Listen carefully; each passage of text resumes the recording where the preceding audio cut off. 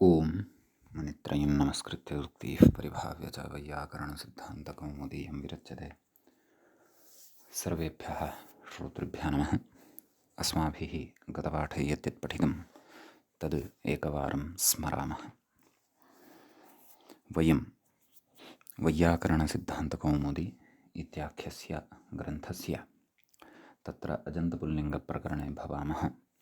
प्रकरणस्यास्य अस्माकं क्रमे तत्र अष्टषष्टितमः पाठः अथवा अष्टषष्टः पाठः अथवा अष्टाषष्टितमः पाठः अथवा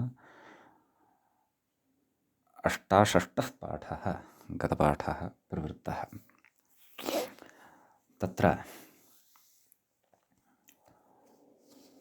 तस्मिन् पाठे सर्वादौ वयं बहुगणवतुडतिसङ्ख्या इति सूत्रस्थं विचारं कृतवन्तः। तत्र लोके व्यवह्रियमाणाः 1 2 3 4 5 इत्यादि संख्याः अथवा इत्यादि संख्याशब्दाः अथवा 1 2 3 इत्यादि संख्याः लोके याः व्यवह्रियमाणाः वर्तन्ते ताः अपि तत्र संख्यात्वं भजन्ते, तासामपि संख्यासंज्ञा भवति इति तत्र अस्माभिः प्रतिपादितं। बहुगणवतु डति आसां तु संख्यासंज्ञा भवत्येव, परन्तु लोके व्यवह्रियमाणाः संख्याः लोके अथवा वेदे अपि व्यवह्रियन्ते। 1 2 3 4 इत्यादि संख्याशब्दाः वेदे अपि व्यवह्रियन्ते। तेषामपि संख्याशब्दानां संख्यासंज्ञा तत्र सूत्रकारस्य अभिमता वर्तते इति पठितं। तदनन्तरं डति च इति सूत्रम् अस्माभिः पठितं। डत्यन्तानां संख्यासंज्ञा भवति इति पूर्वमुक्तम्। इदानीं डत्यन्ता संख्या या वर्तते तस्याः षट्संज्ञा अपि भवति, तच्च डति च इत्यनेन उच्यते। इदमपि अस्माभिः अत्र पठितं। ततः तत्र प्रत्ययस्य लुक्ष्लुलुपः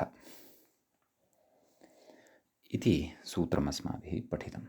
तत्र लुक्ष्लुलुपशब्दैः कृतं प्रत्ययादर्शनं, कृतं प्रत्ययस्य यत् अदर्शनं तत्क्रमात् तत्तत् संज्ञं स्यात्। नाम लुक् शब्दमुच्चार्य यदि लुक् विहितः तर्हि तस्य अदर्शनस्य नाम लुक् भवति। श्लू शब्दमुच्चार्य यदि प्रत्ययस्य अदर्शनं विहितं चेत् तद् श्लू इति भवति। अथवा लुप् इति शब्दमुच्चार्य प्रत्ययस्य अदर्शनम् अथवा लुप् विहितश्चेत् तस्य लुप् इति नाम भवति। अत्र संकरदोषः यः उत्पन्नः भवति तत्र प्रत्ययस्य अदर्शनं लुक्ष्लुलुपसंज्ञकं स्यात्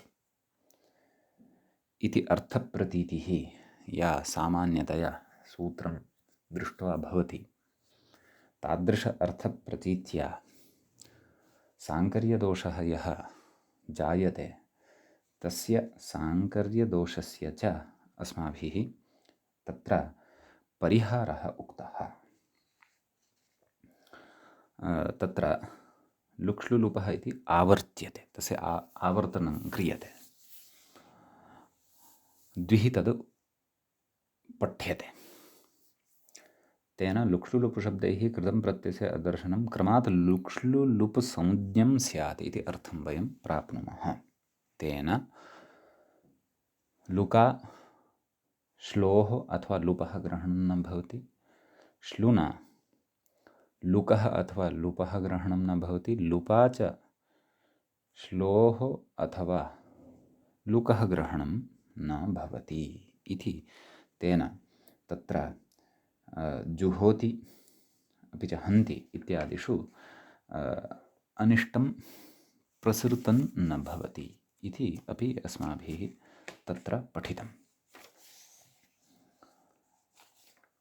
ततश्च तत्र अन्योन्याश्रयदोषः अपि कश्चन चर्चितः। सः अन्योन्याश्रयदोषः अपि अत्र न भवति, तदर्थमपि काचित् युक्तिः तत्र अस्माभिः दृष्टा। तत्रोक्तं यत् फले लुक् जुहोत्यादिभ्यः श्लुः जनपदे लुक् इत्यादि विधिप्रदेशेषु अस्य सूत्रस्य शाटकन्वयः इति भाविसंज्ञा विज्ञानात् न अन्योन्याश्रयदोषः अथवा न अन्योन्याश्रयः इति व्याख्यात्रा तत्र बोधितम्। तदुत्तरम् अस्माभिः षड्भ्यो लुक् इति सूत्रं पठितं। तेन उक्तं यत् षड्भ्यः परयोः जस्यसोः लुक् स्यात् इति अर्थः तत्र उक्तः। षट्संज्ञकाः सन्ति ये शब्दाः, येषां षट्संज्ञा विधीयते।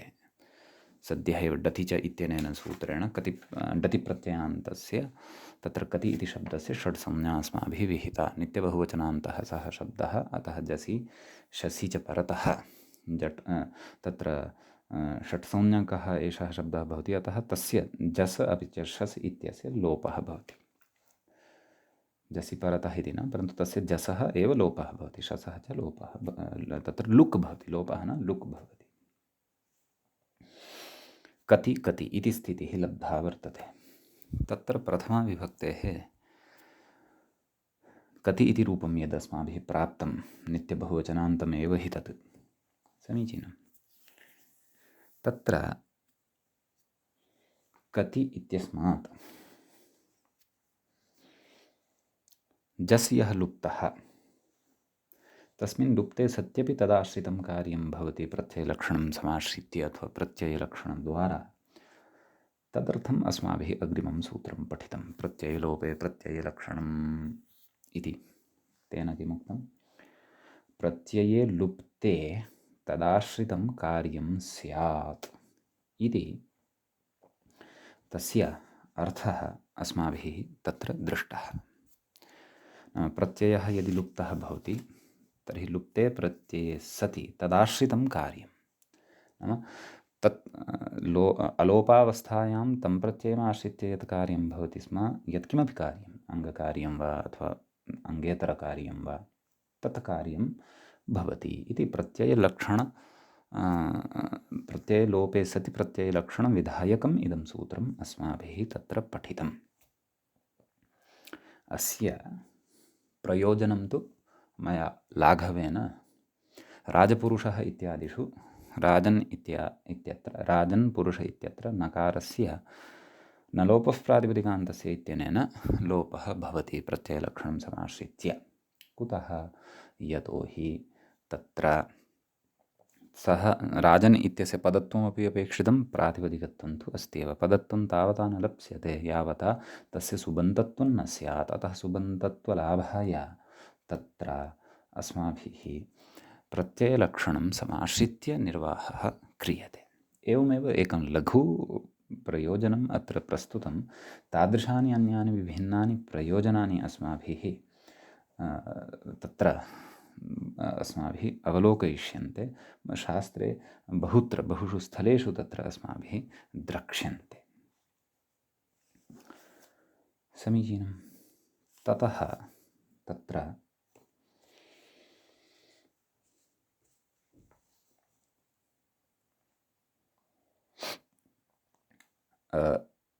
गतपाठस्य अन्ते व्याख्यातुः पङ्क्तिः च इत्थमासीत्। इति जसि चेति कथयति अनेन सूत्रेण लुप्तं प्रत्ययम् आश्रित्य जसि च इति गुणे प्राप्ते इत्यर्थः। नाम कति इत्यत्र प्रथमाविभक्तेः बहुवचने गुणः प्राप्तः अस्ति। यथा हरयः, हरे अस् अयादेशः, हरय अस् हरयस्, ततः सस्य ऋत्वविसर्गे सति हरयः इति रूपं यथा सिद्ध्यति, तद्वत् तत्र हरे नाम अत्रापि तथैव गुणः सम्प्राप्तः भवति इति। समीचीनं। ततः तत्र अयम् अस्माकं क्रमे अष्टषष्टितमः पाठः आसीत्। अधुना तावत् नवषष्टितमः पाठः अथवा नवषष्टः पाठः आरभ्यते, अथवा 69तमः पाठः आरभ्यते, अथवा 69तः पाठः आरभ्यते। एवं रीत्या बहुविधरीत्या सङ्ख्यानां कथने भवतामेकं स्मारणमपि कारयामि। अर्थात् अस्माभिः सङ्ख्याः पूर्णार्थकसङ्ख्याः इमाः उच्यन्ते। इमाः पूर्णार्थकसङ्ख्याः एवं रीत्या विकल्पेन द्वित्रैः प्रकारैः तत्र पञ्चशैः प्रकारैः एका सङ्ख्या वक्तुं शक्यते इति।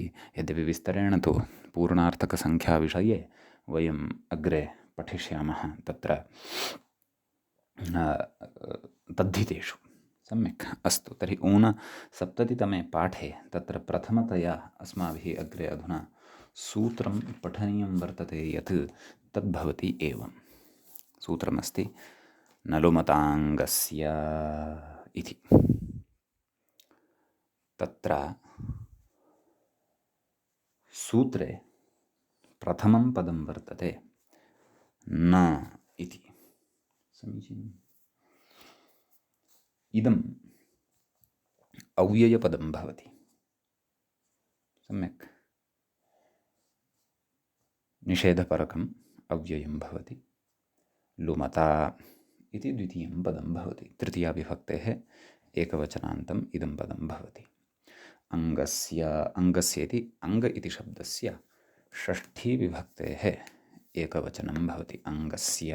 समीचीनम्। ततः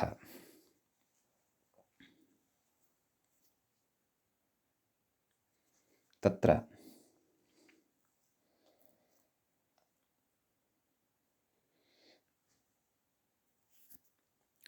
उच्यते,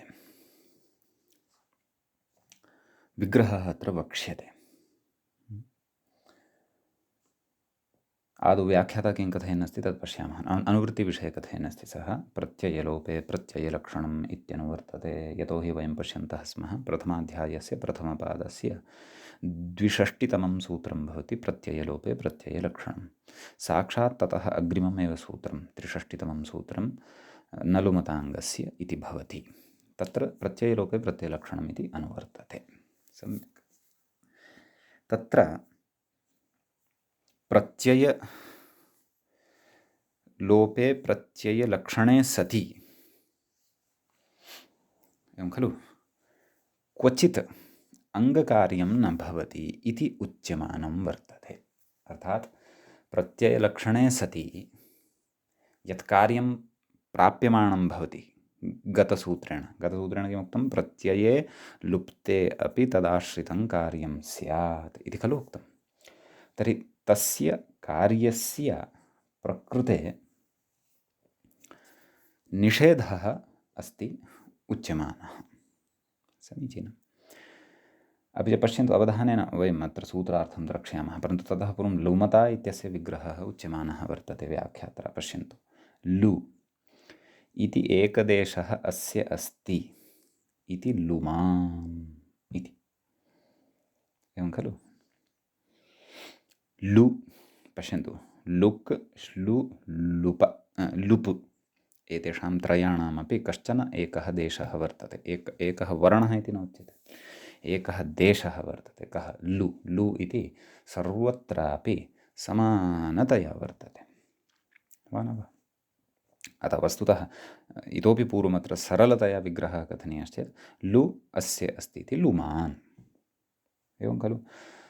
तदस्यास्त्यस्मिन् इति मतुप् इत्यनेन सूत्रेण अत्र मतुप् इति प्रत्ययः भवति।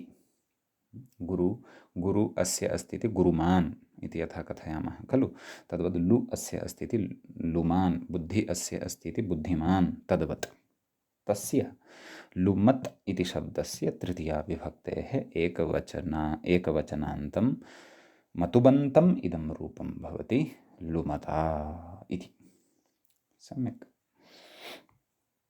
तत्र पश्यन्तु, लु इति एकदेशः अस्य अस्ति इति लुमान्।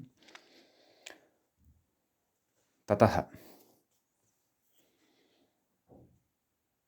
अग्रे पश्यन्तु किं कथयति। लुक्शब्दः श्लुशब्दः लुप्शब्दश्च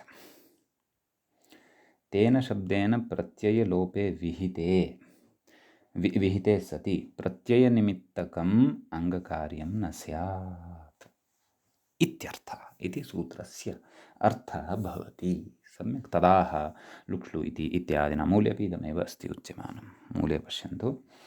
लुक्ष्लु लुप् एते लुमन्तः, एते त्रयः लुमन्तः वर्तन्ते। लुक् अपि लुमान् वर्तते यतः तस्मिन् लु वर्तते, श्लु अपि लुमान् वर्तते यतोहि तस्मिन् लु वर्तते, लुप् अपि लुमान् वर्तते यतोहि तस्मिन् लु वर्तते। समीचीनम्। एते लुमन्तः। अग्रे कथयति लुमता शब्देन लुप्ते तन्निमित्तम् अङ्गकार्यं न स्यात् इति। एवं खलु। लुमता शब्दः यदा लुप्तः लुमता शब्दः कः? लुक् वा श्लु वा लुप् वा, एतैः यदा लोपः क्रियते अथवा लुप् शब्देन लुप्ते, एतेन यदा कश्चन प्रत्ययः लोप्यते, लोपः कस्यचित् प्रत्ययस्य क्रियते, तस्मिन् प्रत्यये लुप्ते इति भावः, तन्निमित्तकम् अङ्गकार्यं न स्यात्। तं लुप्तं प्रत्ययं निमित्तीकृत्य अङ्गकार्यं न भवति। अङ्गञ्च नाम किम्? यस्मात् प्रत्ययविधिस्तदादिप्रत्ययेऽङ्गम् इत्यत्र वयं विस्तरेण पठितवन्तः। किं नाम अङ्गम् इति। सम्यक्। अतः प्रकृते अपि प्रत्ययनिमित्तकम् अङ्गकार्यं प्रकृते लुप्तं प्रत्ययं निमित्तीकृत्य यत् अङ्गकार्यं प्राप्यमाणम् आसीत् प्रत्ययलोपे प्रत्ययलक्षणम् इत्यनेन तस्य निषेधः अत्र क्रियते इति। समीचीनम्। कथयति अग्रे अङ्गस्य इत्यनुक्तौ, नाम सूत्रे अङ्गस्य इत्युक्तम् अस्ति खलु, न लुमता अङ्गस्य। तर्हि अङ्गस्य इति यदि न कथयामः तर्हि तु पञ्चसप्त इत्यादौ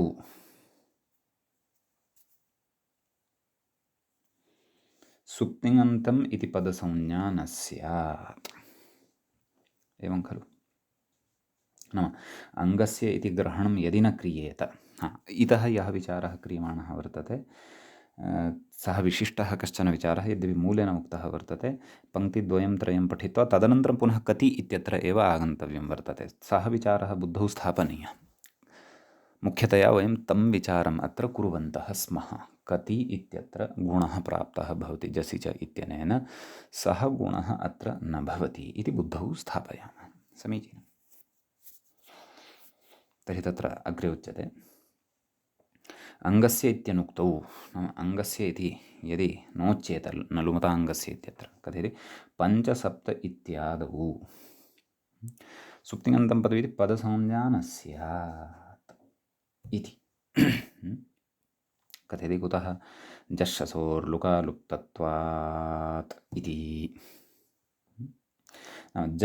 जस् अपि च शस् यः वर्तते तस्य लुकालोपः कृतः वर्तते, नाम लुमता केनचन लोपः कृतः वर्तते।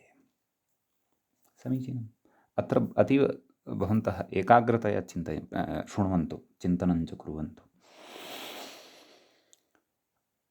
तत्र न लुमता इति एव यदि उच्येत तर्हि सूत्रार्थः कियान्? लुमता शब्देन लुप्ते तन्निमित्तं कार्यं न स्यात्, तर्हि अङ्गं मध्ये नास्ति। समीचीनम्। इदानीं पञ्चन् अपि च सप्तन् नान्ते इमे सङ्ख्ये वर्तेते, द्वे अपि। आभ्यां सङ्ख्याभ्यां तत्र जस् प्रत्ययः अथवा शस् प्रत्ययः, नाम प्रथमाविभक्तेः नित्यबहुवचनान्त भवति संख्या एषा, पञ्चन् अपि सप्तन् अपि अथवा जस् अपि च शस्, उभयत्र समानरूपमेव भवति, पञ्च पञ्च सप्त सप्त। सम्यक्। तर्हि तत्र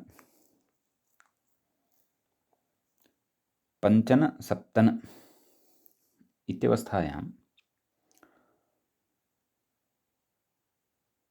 इदानीं तत्र षड्भ्यो लुक् इत्यनेन जषसोः लुक् क्रियते।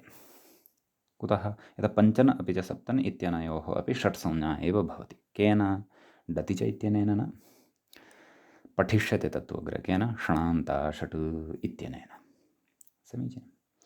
तर्हि प्रकृते अङ्गग्रहणं यदि न क्रियेत तर्हि लुप्ते जसि, लुप्ते च शसि जसं निमित्तीकृत्य अथवा शसं निमित्तीकृत्य यत्कार्यं तत्कार्यं न स्यात्। किं कार्यं? पदत्वसम्पादनकार्यम्।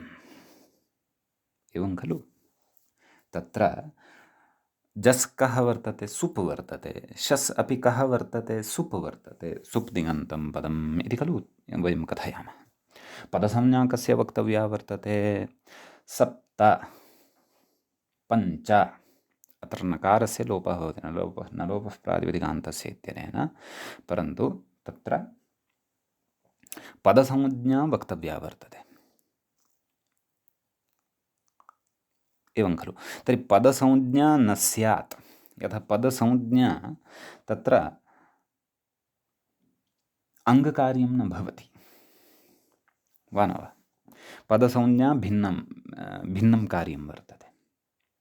अतः अङ्गस्य एव निषेधे अङ्गस्य एव कार्यस्य निषेधः भवति इति नोच्यते। अङ्गग्रहणमेव न क्रियते। लुमता शब्देन लुप्ते तन्निमित्तकं कार्यं न भवति। तर्हि जसं निमित्तीकृत्य किं कार्यं? तस्य पदत्वसम्पादनं। शसं निमित्तीकृत्य किं कार्यं? तस्य पदत्वसम्पादनं। तर्हि पदत्वमेव तत्र न स्यात् वा न वा?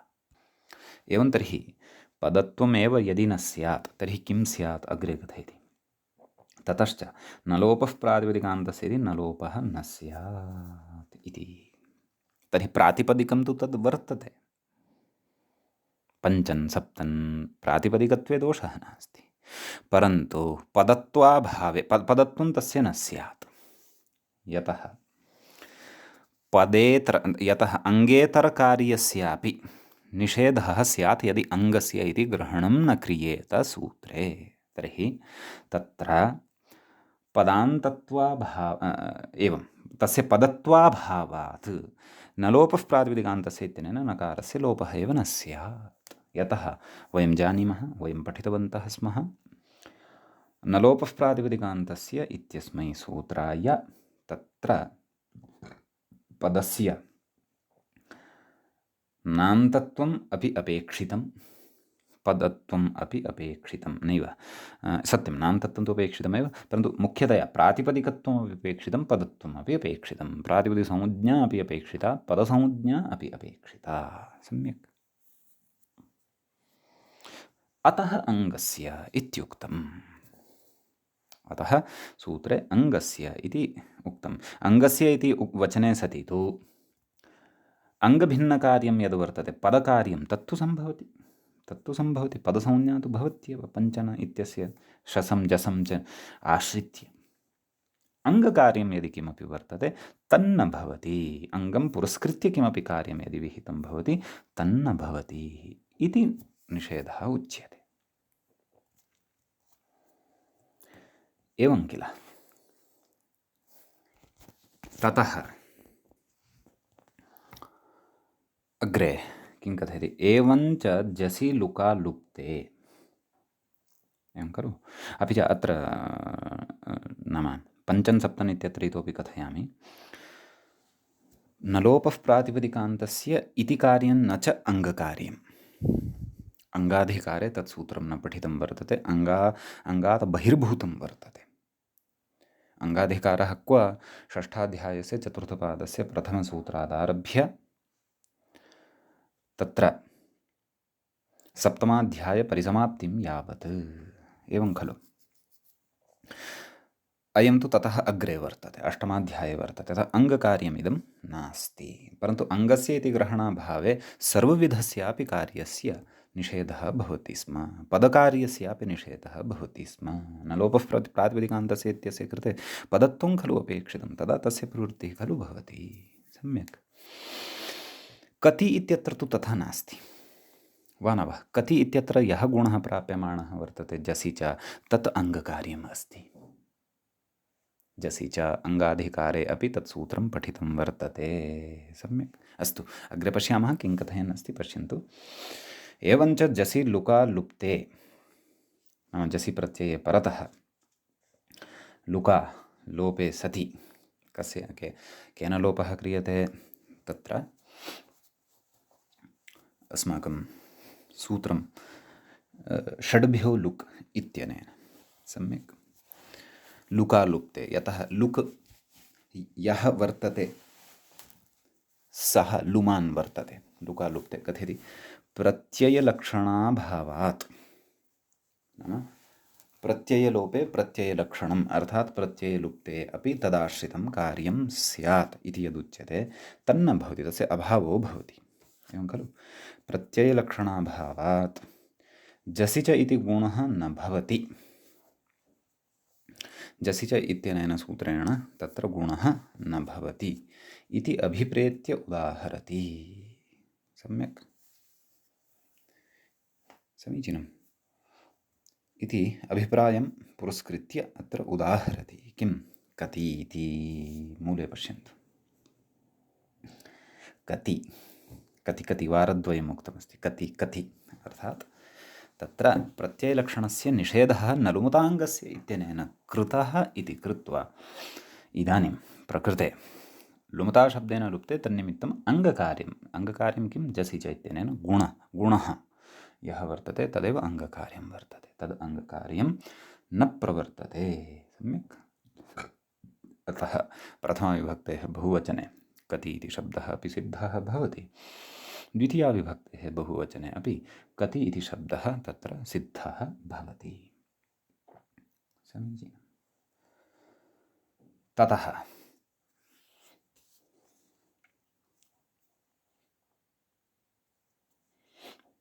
अग्रे कथयति प्रसङ्गादाः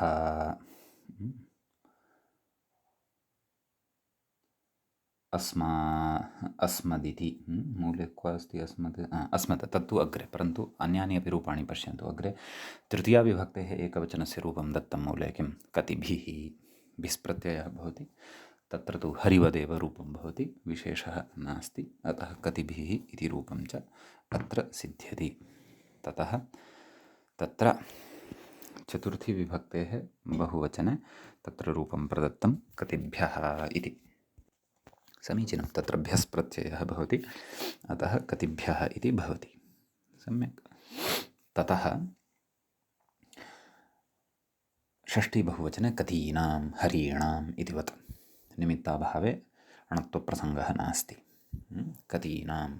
सप्तमी बहुवचने हरिषु इतिवत् कतिषु इति च रूपं तत्र भवति। सम्यक्। ततः अग्रे कथयन् अस्ति पश्यन्तु। प्रसङ्गादाः अस्मदिति मूले पश्यन्तु। नाम प्रसङ्गानुगुणं कथयति मध्ये। अस्मद्युष्मत् षट्संज्ञकास्त्रिषु सरूपाः इति। नाम अस्मद् इति दकारान्तः शब्दः, युष्मद् इति च दकारान्तः शब्दः, शब्दद्वयमपि सर्वनाम संज्ञकं भवति। किञ्च षट्संज्ञकाः, षट्संज्ञा येषां भवति डति च इत्यनेन षणान्ता षट् इत्यनेन च। षणान्ता षट् इति अग्रे पठिष्यते इत्युक्तमेव। समीचीनं। ततः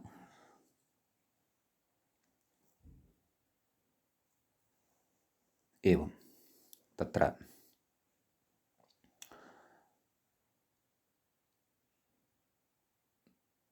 षट्संज्ञकाः शब्दाः त्रिषु स्वरूपाः। त्रिषु अर्थात् तस्य अर्थं कथयनस्ति। त्रिषु इति पुंस्त्रीनपुंसकेष्वित्यर्थः। नाम पुंलिङ्गे, स्त्रीलिङ्गे, नपुंसकलिङ्गे च त्रिष्वपि लिङ्गेषु स्वरूपाः। रूपे भेदो न भवति। तदेव स्वरूपाः इति इत्यस्यापि व्याख्यानं कथयति। समानानि रूपाणि येषाम् इति विग्रहः। स्वरूपाः अर्थात् इतोपि तत्र स्पष्टतां कुर्वन्नस्ति। लिङ्गविशेषबोधकटावाद्यभावादिति भावः। नाम लिङ्गविशेषबोधः यैः प्रत्ययैः भवति। कैः? टाप् ङीप् स्त्रीलिङ्गे भवति। नपुंसकलिङ्गे सामान्येन अम् इति श्रूयते प्रथमाविभक्तेः एकवचने। पुल्लिङ्गे अह रामः इत्येवं रीत्या श्रूयते। एतादृशः व्यत्यासः येषु शब्देषु न वर्तते। अस्मद् युष्मद् षट्संज्ञकाश्च। अस्मद् शब्दस्य यथा रूपाणि वयम् अग्रे साधयिष्यामः। अहम्, आवां, वयं। समीचीनम्। स्त्रीलिङ्गं वा भवतु, पुल्लिङ्गं वा भवतु, नपुंसकलिङ्गं वा भवतु, त्रिषु लिङ्गेषु अहम्, आवां, वयम् इत्येव। समीचीनं। ततः तत्र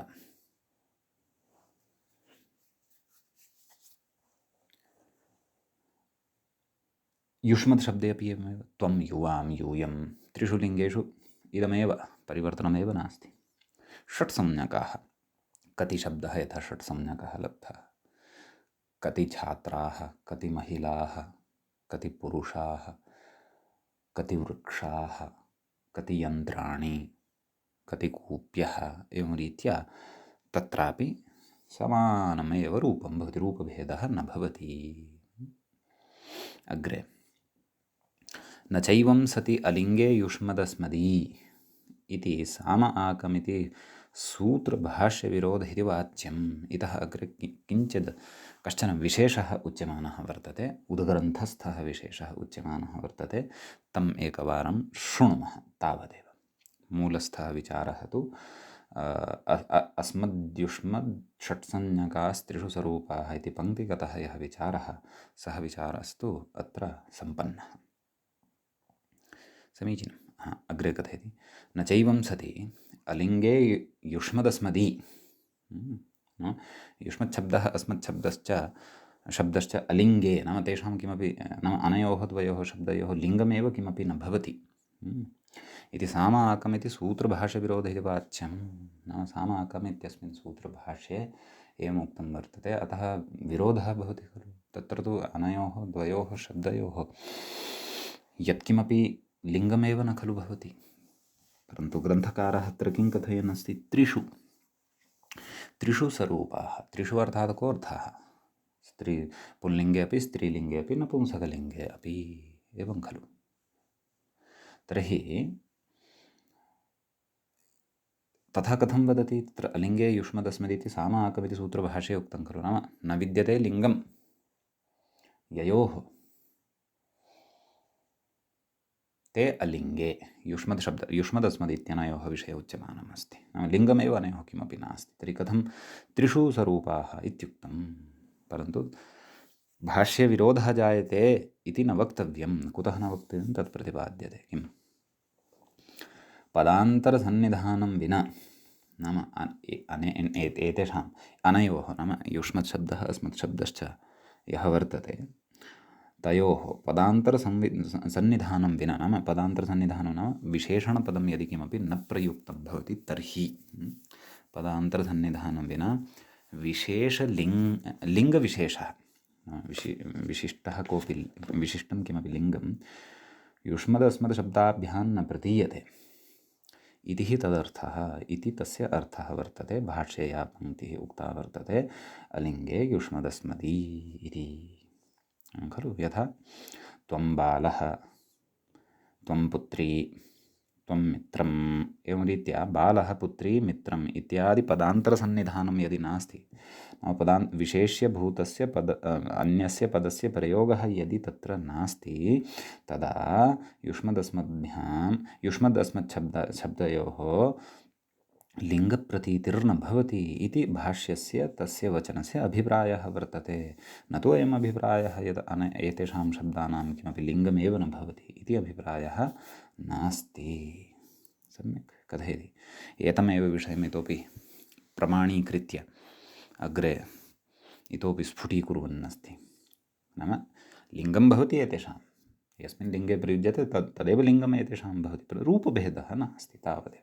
लिङ्गं भवति एव इति एतदर्थम् अग्रे इतोपि प्रमाणानि अथवा युक्तयः प्रदर्श्यमानाः सन्ति। किं कथयति पश्यन्तु। अत एव नषट्स्वस्रादिभ्यः इति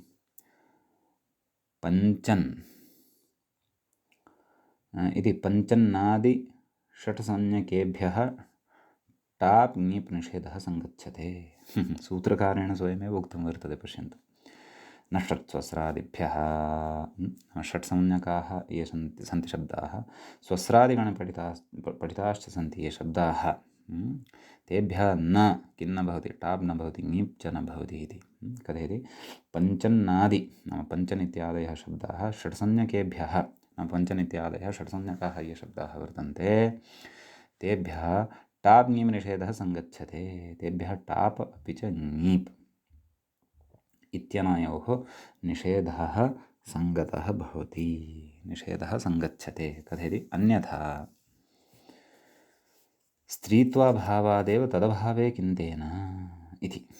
नाम इदं षट्संज्ञकानां विषये उच्यते। यद्यपि अस्माभिः पक्षः पूर्वं युष्मदस्मच्छब्दौ आदाय आरब्धः वर्तते पक्षः, एवं खलु। अत्र सः आक्षेपः षट्संज्ञकेभ्यः अपि पूर्वपक्षिणा आरोप्यते। नाम कति शब्दस्यापि तर्हि किमपि लिङ्गं न भवेत्, तथा न भवति। कुतः? कति षट्संज्ञकाः खलु, अतः षट्संज्ञकेभ्यः नषट्स्वस्रादिभ्यः इत्यनेन टाप् ङीप् निषेधः उक्तः वर्तते। तर्हि यदि लिङ्गमेव षट्संज्ञकानां किमपि न स्यात् तदेव कथयति। अन्यथा स्त्रीत्वाभावादेव, नाम लिङ्गं तु किमपि नास्ति, तर्हि स्त्रीत्वमपि तेषां शब्दानां नास्ति। तर्हि स्त्रीत्वं नास्ति यदि, तर्हि स्त्रीत्वाभावे कथयति तदभावे सिद्धे, नाम स्त्रीत्वाभावे सिद्धे किं तेन नाम नषट्स्वस्रादिभ्यः इति निषेधेन किं वा प्रयोजनम्। अतः सूत्रकारस्य नषट्स्वस्रादिभ्यः इति व्यवहारः अत्र ज्ञापकः भवति, यत् षट्संज्ञकानां लिङ्गं भवत्येव। येन विशेषेण सह षट्संज्ञकाः शब्दाः युक्ताः भवन्ति, तेन तस्य विशेष्यस्य लिङ्गम् एते अपि गृह्णन्ति। रूपे भेदः नास्ति इति तु अस्ति एव। युष्मदस्मदोः विषये अपि अग्रे कथयन् अस्ति, पश्यन्तु। अतएव ङेप्रथमयोरम् इति सूत्रे भाष्ये प्रथमयोरम् इति एकं सूत्रं, तस्य सूत्रस्य भाष्ये युष्मान् इत्यत्र तस्मात् छसो नः पुंसि इति उपन्यासः सङ्गच्छते। युष्मान् इत्यत्र युष्मास् इति स्थितिः जायते, तत्र प्रक्रियां वयम् अग्रे पठिष्यामः। तत्र तस्मात् छसो नः पुंसि रामान् इत्यत्र खलु अस्माभिः सूत्रं पठितम्। एतेन सूत्रेण तत्र एतादृशः उपन्यासः कृतः वर्तते। नाम तस्मात् छसो नः पुंसि इत्यनेन तत्र पुल्लिङ्गे तेन सूत्रेण नत्वं स्यात् सकारस्य, युष्मान् इति सिद्ध्येत् इति एतादृशः उपन्यासः, एतादृशी व्याख्या अथवा एतादृशः प्रसङ्गः यः ङेप्रथमयोरम् इत्यत्र उक्तः सः अपि अतएव सङ्गच्छते, यतोहि तत्तत् पदान्तरसन्निधानेन योगे सति यदि एते अस्मद्युष्मद्शब्दाः प्रयुक्ताः तर्हि एतेषां तत्तद्विशेष्यानुसारं लिङ्गं भवति इति। पुनः तत्र प्रमाणं कथयति। अतएव च नेतरात् छन्दसि इति सूत्रे शिशीनुमादिभिः युष्मदस्मदाद्यादेशानां विप्रतिषेधपरं वार्तिकं तद्भाष्यं च सङ्गच्छते इति दिक्। नेतरात् छन्दसि इति सूत्रे शिशीनुमादिभिः शीशी नुम् एते तत्र नपुंसकलिङ्गस्य विशेषाः भवन्ति, एवं खलु। इत्यादिभिः युष्मदस्मदाद्यादेशानां, युष्मदस्मदाद्यादयः ये आदेशाः सन्ति, विप्रतिषेधपरं वार्तिकं, तत्र विप्रतिषेधपरं वार्तिकं किञ्चन उक्तं, तद्भाष्यं च सङ्गच्छते, तस्य भाष्यस्य च सङ्गतिः भवति। नाम तत्रापि एतत् सन्दर्भं नेतरात् छन्दसि इत्यत्र सन्दर्भं यदि पश्यामः, तत्रापि तत्र युष्मदस्मच्छब्दसन्दर्भे लिङ्गविशेषमादाय चर्चा कृता वर्तते। अतः सा चर्चा अपि अतएव सङ्गच्छते यदा वयम् एतेषां तत्तत् विशेष्य समभिव्याहारे सति अथवा तत्तत् विशेष्यस्य तस्मिन् वार्तिके सत्त्वे सति तत्तद् विशेष्यानुगुणम् एतेषां लिङ्गव्यवस्थामपि जानीयाम। समीचीनम्। अतः अनयोः लिङ्गमेव किमपि नास्ति इति तु न भ्रमितव्यम्। अतः भाष्यस्य स्वारस्यं सर्वमपि दृष्ट्वा सम्यक् आलोड्य एव ग्रन्थकारः मूले लिखितवान् भट्टोजिदीक्षितमहोदयः। यत् अस्मद्युष्मत् षट्संज्ञकास्त्रिषु स्वरूपाः, नाम त्रिषु अपि लिङ्गेषु एते लिङ्गभेदः भवितुमर्हति, रूपभेदः एतेषां नास्ति। तर्हि प्रसङ्गानुरोधेन विशेष्यानुरोधेन च एव तत्र अस्माभिः एतेषां लिङ्गनिर्णयः कर्तव्यः इति भावः। समीचीनम्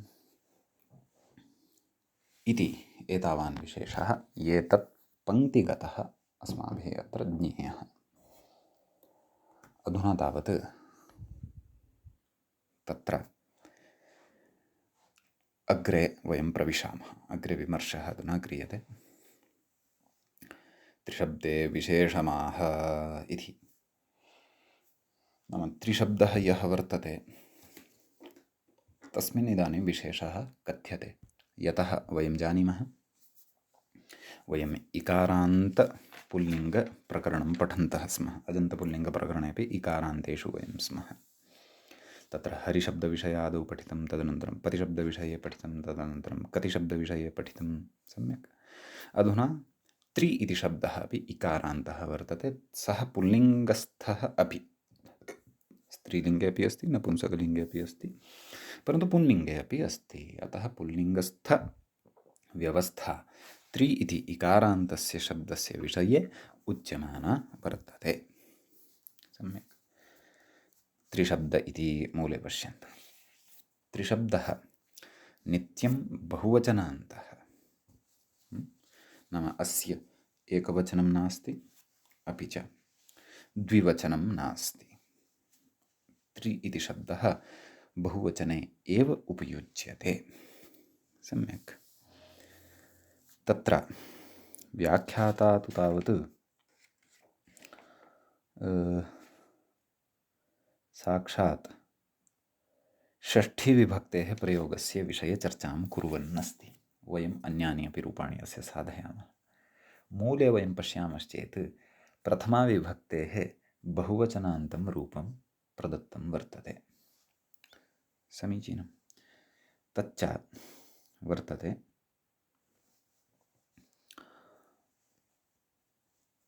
त्रयः। तर्हि हरयः इति साधयामः खलु, साक्षात् तद्वत् त्रयः, त्रिजस्। एकवचनं द्विवचनं तु न भवति, त्रिजस्, तस्य अस् अवशिष्यते। जसि च इत्यनेन गुणः त्रे अस्, एचोऽयवायावः इत्यनेन तत्र अयादेशः, त्रय अस्, त्रयस्, सस्य ऋत्वे विसर्गे सति त्रयः इति रूपं सिद्धं भवति।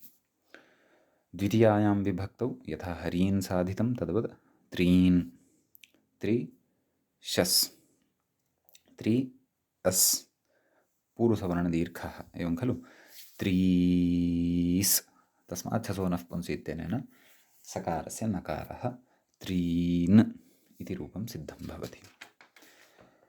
भिसि त्रिभिः हरिभिः इतिवत्, भ्यसि त्रिभ्यः हरिभ्यः इतिवत्। पुनः पञ्चमी भ्यसि, पञ्चम्यां भ्यसि त्रिभ्यः हरिभ्यः इतिवत् रूपं भवति। षष्ठ्यां विभक्तौ अस्ति तत्र कश्चन विशेषः। तं विशेषमादाय इदानीं तत्र व्याख्याता आरम्भं कुर्वन्नस्ति, मूलं प्रति च अस्मान् नयन्नस्ति।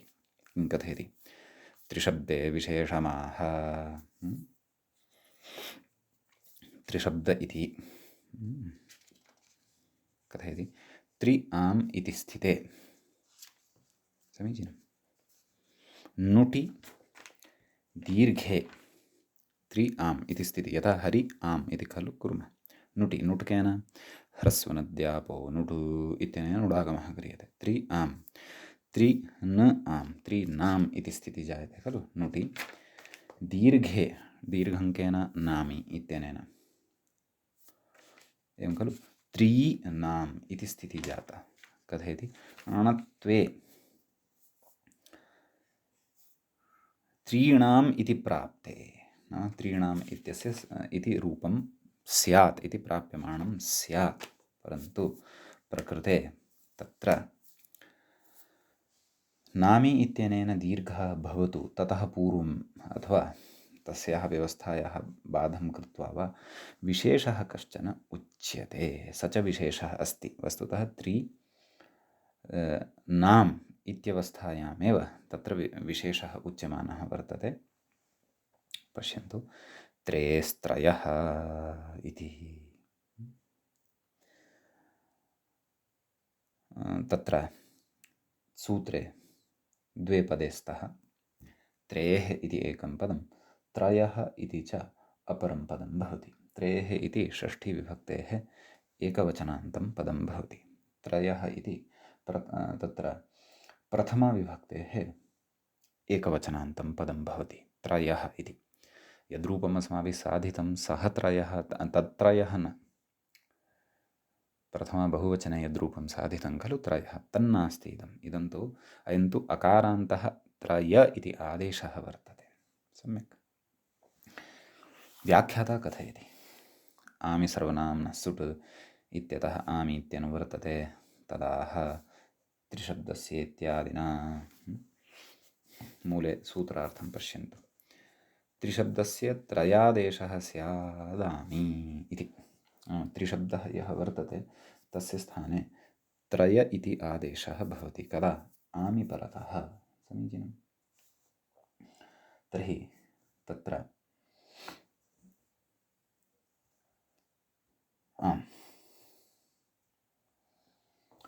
वस्तुतः अत्र आदौ नुडागमादपि पूर्वमत्र त्रयादेशः एव कर्तव्यः। यतः नुटि सति आम् परगत्वं न लभ्येत। यद्यपि तत्र नुट् सहितः आमपि आमेव पदाङ्गाधिकारे तस्य नैव तद् यदागमास्तद्गुणीभूतास्तद्ग्रहणेन गृह्यन्ते। आगमाः यस्य उक्ताः भवन्ति तद्ग्रहणेनैव गृह्यन्ते। परन्तु नुडागमः यदि स्यात् तर्हि नामी इत्यस्य प्रवृत्तिः स्यात्। अतः प्रकृते नुडागमादपि पूर्वं त्रयादेशः उच्यते। समीचीनं। तर्हि स्थितिः जायते, त्रिस्थाने समग्रस्य स्थाने त्रय इति अनेकाल्त्वात् सर्वादेशः इत्युक्तमेव। नाम त्रय इति आदेशः यः वर्तते सः अनेकाल् वर्तते, अतः समग्रस्यापि त्रिशब्दस्य स्थाने भवति। सम्यक्। अतः त्रय आम्। सम्यक्। ततश्च नुट् तदेव कथयन् अस्ति अत्र। नुट् दीर्घश्च, नुड् दीर्घश्च नाम नुडागमः भवति त्रय न आम्, त्रयनाम् इति दीर्घश्च। नामि अधुना नामि इत्यनेन दीर्घः भवति। त्रयानाम् तदनन्तरम् अणुत्वं त्रयाणाम्। सम्यक्। एवञ्च अन्यथा त्रीणां हरीणाम् इति वद त्रीणाम् इति अनिष्टं रूपं लभ्यमानम् आसीत्, तच्च न भवति। त्रयाणां त्रिशब्दविषये अयं विशेषः वर्तते। त्रयस्त्रयः इति त्रयाणाम् इत्येव रूपं तत्र भवति इति। समीचीनम्। तदाह त्रयाणां, मूले पश्यन्तु, त्रयाणाम् इत्युक्तं खलु, अतः। समीचीनम्। इति त्रयाणाम् इति रूपसिद्धिः जाता। बहुवचने क्षन्तव्यः, सप्तमी बहुवचने हरिषु इतिवत् त्रिषु इति रूपं भवति। सम्यक्। अग्रे अधुना कथयन् अस्ति। किं कथयति पश्यन्तु। त्रेरयङ् इति तु नोक्तं, त्रिस्थाने अयङ् इति नोक्तं। कुतः? इयङ् अनङ् इत्यादिवत् ङकारात् पूर्वस्य अकारस्य उच्चारणार्थत्वशङ्का प्रसङ्गात् इति। त्रिस्थाने अयङ् इति यदि कथयामः तर्हि अयङ् यथा अनङि अपि च अयङि इत्यत्र वयं ङकारात् पूर्वं यः अकारः वर्तते तस्य उच्चारणार्थकत्वं स्वीकुर्मः। अर्थात् इयङ् इत्यस्य ईय यकारान्तं तम् आदेशं वयं मन्यामहे। अनङ् इत्यत्रापि अन् तावदेव, तत्र अकारः उच्चारणार्थकः, नाम नकारोत्तरवर्ती अकारः उच्चारणार्थकः। प्रथमस्तु भवत्येव, नाम प्रथमस्तु अपेक्षितः एव भवति। सः प्रथमः न उच्चारणार्थकः। समीचीनं कथयति इयङ् अनङ् इत्यादिवत् ङकारात् पूर्वस्य अकारस्य उच्चारणार्थत्वशङ्का प्रसङ्गात् इति। समीचीनम्।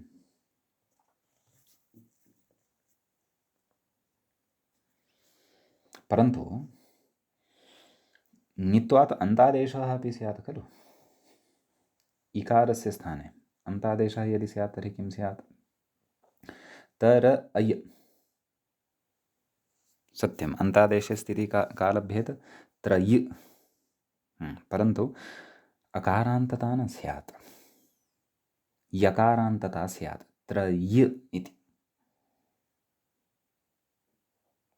तर ई स्थाने ङिच्च इत्यनेन अन्तादेशः अय इति, तर अय त्रय्, त्रय् इति। त्रय् आम्, नुडागमः अपि न स्यात्। त्रयाम् इति अनिष्टं रूपं स्यात्। यतः इयङ् अनङ् इत्यत्र यतः अकारः उच्चारणार्थकः स्वीक्रियते तद्वत् प्रकृतेपि उच्चारणार्थकः एव स्यात् इति भावः। समीचीनम्। अथवा सः उच्चारणार्थकः न इति वक्तुं वा किमपि अतिरिक्तं वचनं कर्तव्यं भवति स्म। अतः गौरवं भवति स्म। अतः तदपेक्षया त्रयस्त्रयः इत्येव उक्तं, सर्वादेश एव उक्तः, तावदेव। समीचीनम्। अयं विचारः मूले नास्ति, तथापि स्पष्टतार्थम् उक्तः। अग्रे कथयति अङ्गाधिकारस्थत्वात् किं त्रयस्त्रयः इति सूत्रम् अङ्गाधिकारे अस्ति। षष्ठाध्यायस्य चतुर्थपादस्य प्रथमपादादारभ्य सप्तमाध्यायस्य समाप्तिं यावत् अङ्गाधिकारः भवति इति वयं जानीमः। तदेव कथयति अङ्गाधिकारस्थत्वात् पदाङ्गाधिकारे इति परिभाषया, अर्थात् पदाङ्गाधिकारे तस्य च दन्तस्य च जरायाः जरसंज्ञतरस्याम् इत्यत्र परिभाषा पठिता खलु एषा। कथयति इति परिभाषया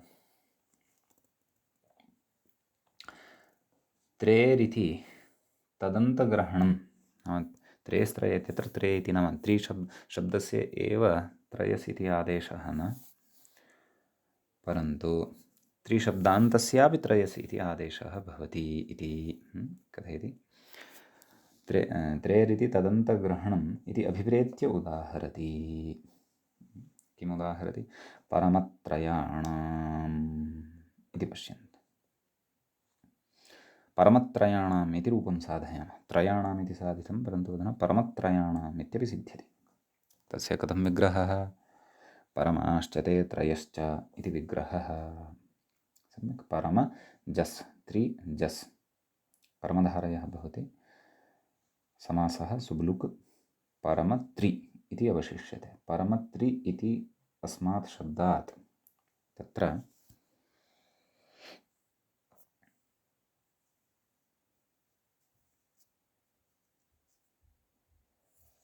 आम् प्रत्ययः। सम्यक्। अतः तत्र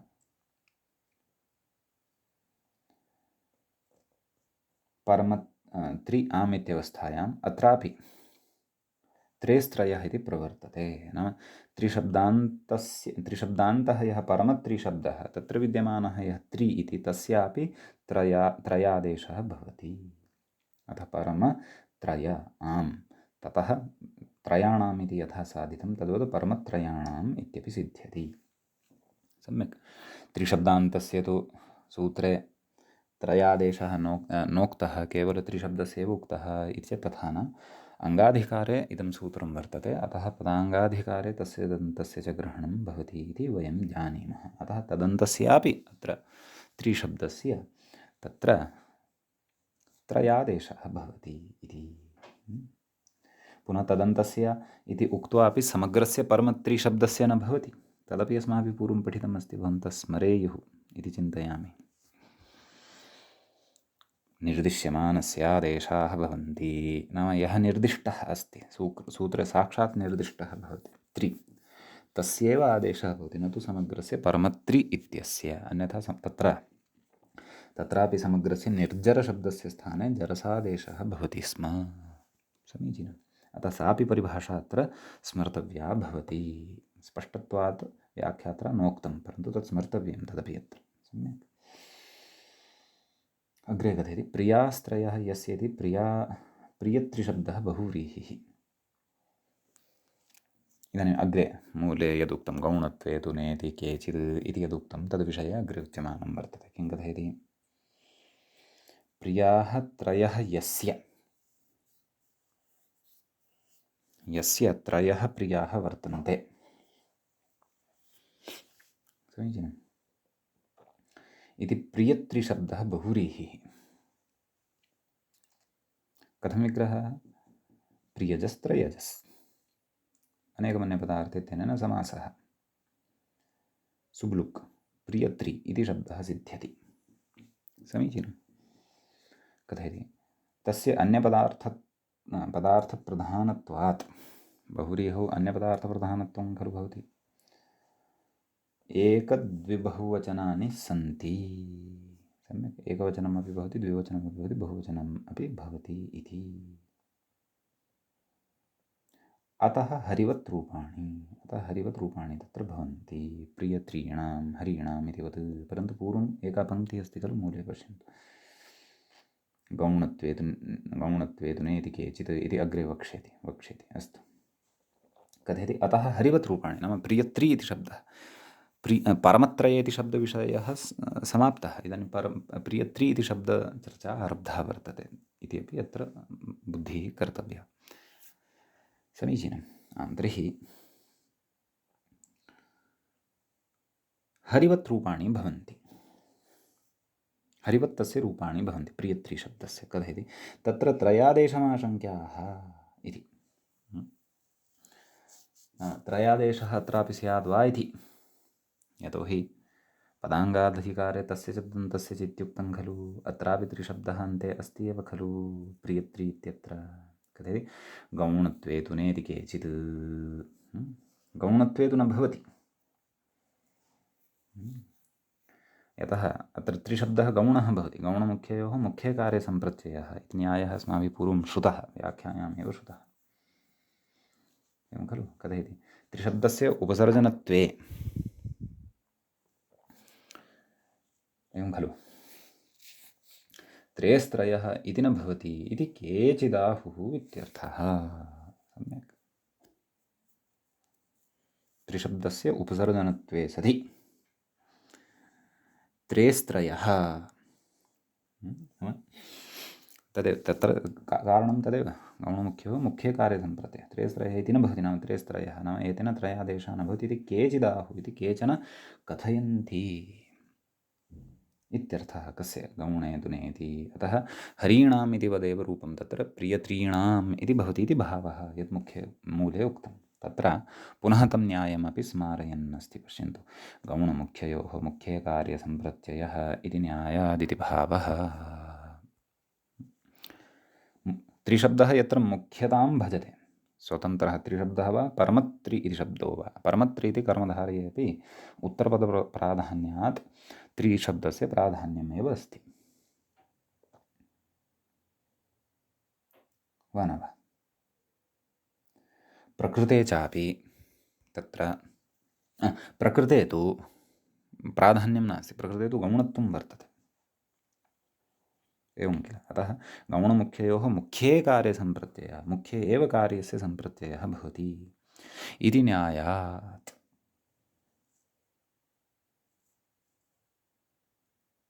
समीचीनम्। इति न्यायं पुरस्कृत्य तत्र केचन एवं कथयन्ति नाम प्रकृते त्रयादेशः न भवति, प्रियत्रीणाम् इत्येव भवति। सम्यक्। अग्रे कथयति वस्तुतस्त्विति। परन्तु मूले वस्तुतस्तु प्रियत्रयाणाम् इति उक्तं। परन्तु वस्तुस्थितिः तथा नास्ति। अत्र त्रयादेशः प्रवर्तते एव। तत्र कथं युक्तिः अथवा का चर्चा तद् वयम् अग्रिमे पाठे पठिष्यामः। अद्यतनपाठः तावत् अत्रैव उपसंह्रियते। सम्यक्। मङ्गलं। मुनित्रयं नमस्कृत्य उक्तिः परिभाव्य च वैयाकरणसिद्धान्तकौमुदीयं विरच्यते। एवञ्च अजन्तपुल्लिङ्गप्रकरणस्यास्य अस्माकं क्रमे तत्र ऊनसप्ततितमः पाठः अथवा नवषष्टितमः पाठः सम्पन्नतां गतः। नमः सर्वेभ्यः श्रोतृभ्यः।